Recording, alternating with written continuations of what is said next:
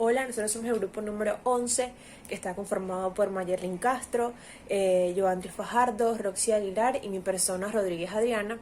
Nosotros venimos a hablar sobre el tema de la acción pauliana o revocatoria. La acción pauliana la podemos definir como una figura jurídica que le permite al acreedor revocar los actos del deudor en fraude de sus derechos.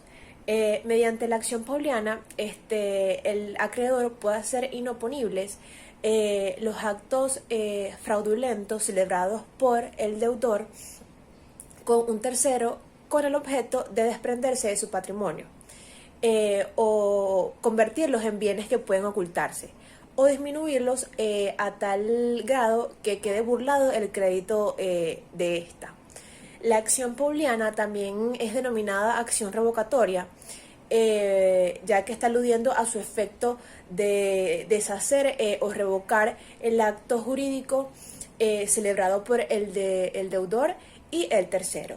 La disposición legal de esta acción se encuentra contemplada en el artículo 1279 de nuestro Código Civil venezolano vigente, que estipula lo siguiente: los acreedores pueden atacar en su propio nombre los actos que el deudor haya ejecutado en fraude de sus derechos.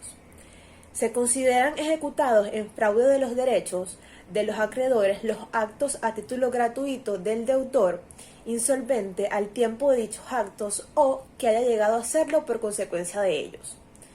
También se consideran ejecutados en fraude de los derechos de los acreedores los actos a título oneroso del deudor insolvente cuando la insolvencia fuera notoria o cuando la persona que contrató con el deudor haya tenido motivo para conocerla. El acreedor quirografario que recibiera del deudor insolvente el pago de una deuda aún no vencida quedará obligado a restituir a la masa que lo recibió.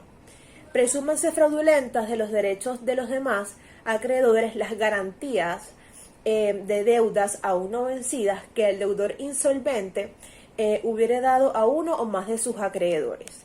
La acción de que trata este artículo dura 5 años a contar desde el día en que los acreedores tuvieron noticia del acto que da origen a la acción, y a la revocatoria no aprovecha sino a los acreedores anteriores dicho acto que lo haya demandado. Buenas, mi nombre es Mayerlin Castro y les hablaré sobre los requisitos. Para que la acción pauliana prospere y se logre la revocación de los negocios o actos mediante el cual el deudor se insolventó, se deben tener en cuenta algunos requisitos, los cuales expondré de forma general. Como primero, que exista un crédito a favor del demandado a cargo del demandante. Por ejemplo, Juan le prestó a Pedro. Pedro no pagó, por lo cual se insolventó.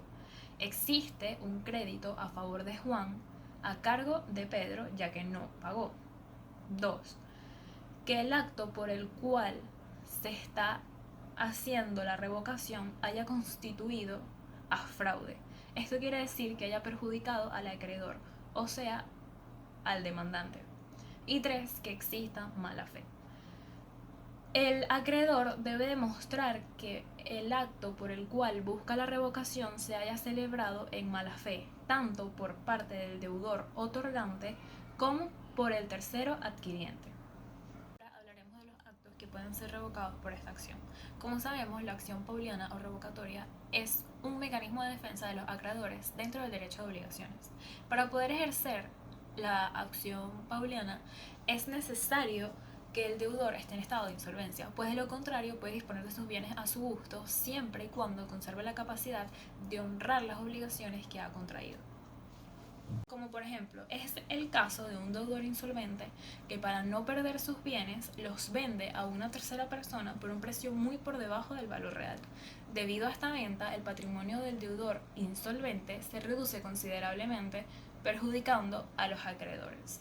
Debido a esta situación, los acreedores pueden solicitar la acción pauliana y pedir que el bien vendido se regrese al patrimonio del deudor. Muchas gracias. Mi nombre es Roxy Aguilar y yo le voy a dar continuidad al tema ya presentado. Los titulares de la acción pauliana son únicamente los acreedores, sea que se ejerza de manera individual o conjunta. Asimismo, quedan excluidos aquellos acreedores que gozan de garantías específicas, ya sean prendarias o hipotecarias. Personas sujetas a la acción.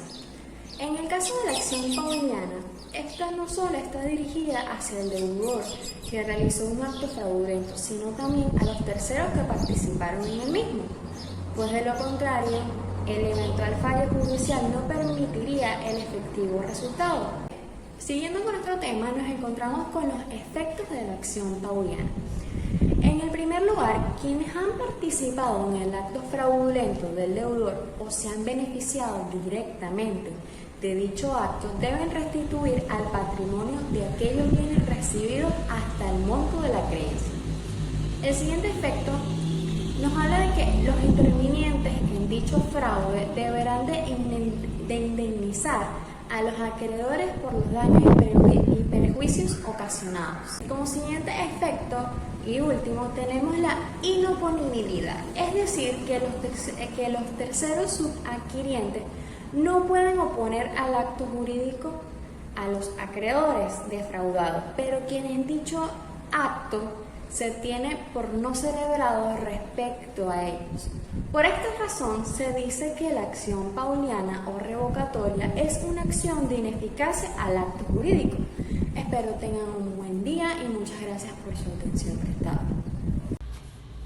Buenos días, mi nombre es Joandri Fajardo y yo les voy a hablar sobre los antecedentes de la acción pauliana o revocatoria y de su naturaleza jurídica.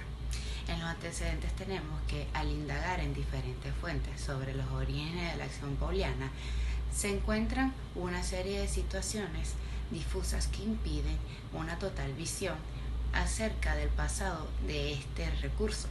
No obstante, se encuentran una serie de datos fidedignos y precisos para ayudar a construir una gran parte de su desarrollo. Este procedimiento fue concebido en Roma en época anterior a Cicerón, o sea, muy cerca del final de la República.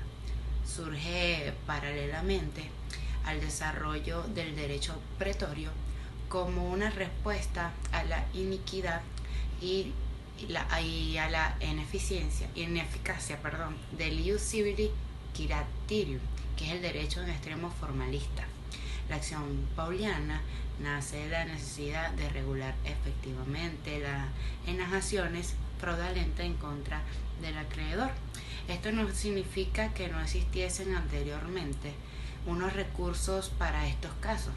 Sin embargo, los anteriores procedimientos carecían una regulación específica y de soluciones equitativas. Al acreedor se le daba el derecho de vender procedimientos carecían una regulación específica y de soluciones equitativas. Al acreedor se le daba el derecho de vender al deudor como un esclavo e incluso venderlo junto con su familia, y también podían llegar a matarlo si el crédito era de sentencia o de confesión. En la naturaleza jurídica de la acción pauliana tenemos que es una acción personal, ya que no persigue un bien, sino que pretende remediar las consecuencias objetivas de una conducta ilícita, de un acto personal de deudor y adquirientes que perjudica el derecho de crédito. La acción pauliana es una acción rescissoria y no de nulidad, como está tipificado claramente en el artículo 1291, numeral 3 del Código Civil. En consecuencia, esto dice que es una acción subsidiaria, según el artículo 1294, y finalmente que es una acción con una función conservativa y no ejecutiva, aun cuando esto último es mantenido por algunos de los autores, lo que pone de manifiesto en que la expresión después de haber perseguido los bienes del primer inciso del artículo 1111.